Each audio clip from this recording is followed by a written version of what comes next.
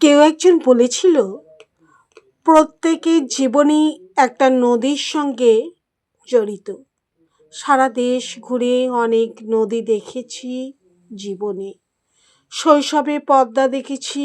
পদ্মার দুপার জুড়ে কত না কোলাহল তৈরি হয়েছে, কত না ভাঙন, কত গান, কত নিরক্ষর উৎসব, কত নীরবতা। মাঝে মাঝে ভাবি, আমার জীবন কোন নদীর সঙ্গে জড়িত?